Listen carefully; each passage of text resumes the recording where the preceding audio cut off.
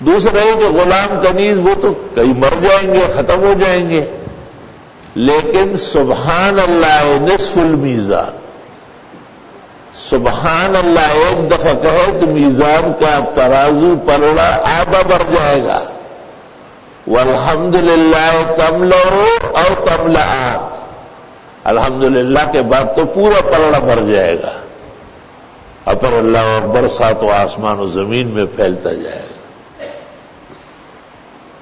سلیمان علیہ السلام تاج و تخت کے ساتھ ہوا میں اڑ رہے تھے، وزراء و سفراء جن اور انس کے جو بریگیڈ تھے وہ سب ساتھ تھے۔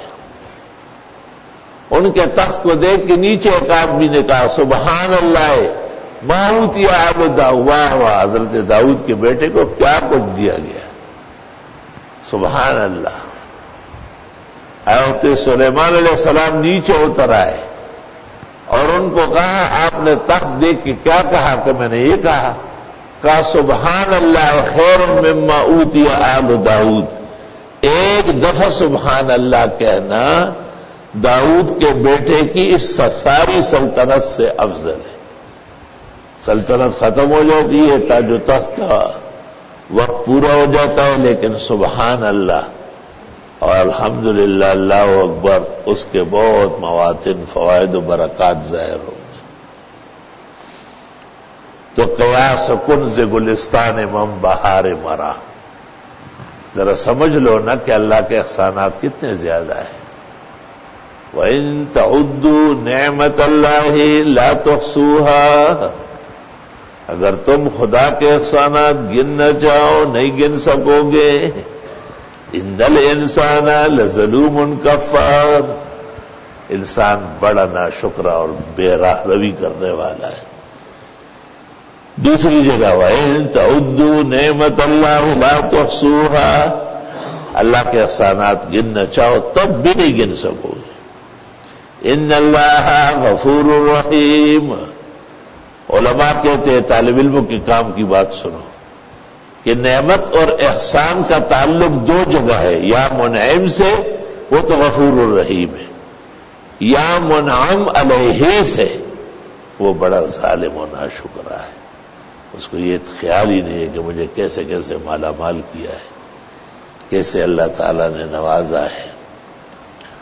تو یہ اعمال جو فجر پڑھا لو تو کچھ بات چیت ہوتی ہے، ظہر کے بعد تبلیغی عمل ہوتا ہے طالب علموں کا، اس میں لازماً جامعہ کا طالب ہی کھڑے ہو کر فضائل اعمال پڑھے گا اور درود شریف والا حصہ ضرور پڑھے گا۔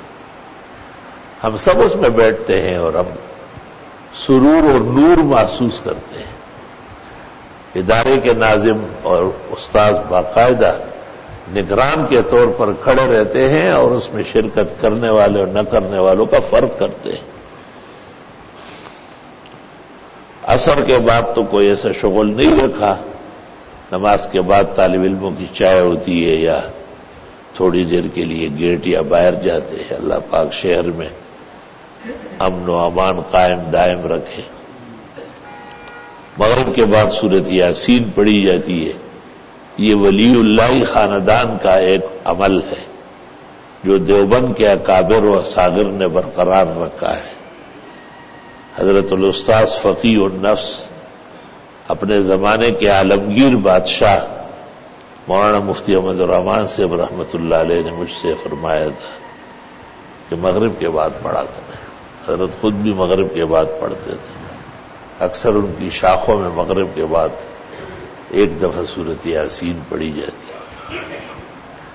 شہری آلات کے پرآشوب اور مخدوش ہونے کی وجہ سے ایک القائی و الہامی عمل بھی رہا ہے، وہ عشاء کے بعد ہے کہ 3 دفعہ سورہ فاتحہ، 3 دفعہ سورہ اخلاص، 3 دفعہ آیت الکرسی، 3 دفعہ درود ابراہیمی، اور پھر 100 مرتبہ لا الہ الا انت سبحانک انی کنت من الظالمین، اور 100 بار استغفر اللہ استغفر اللہ، یہ پڑھ کر کے پھر 11 مرتبہ درود ابراہیمی یا مختصر یا رب صلی وسلم علیہ یا صلی اللہ علیہ وسلم صلی اللہ علیہ وسلم پڑھا جاتا ہے. اس کے بعد دعا ہوتی ہے. اللہ تعالی اعمال کی توفیق عطا فرمائے.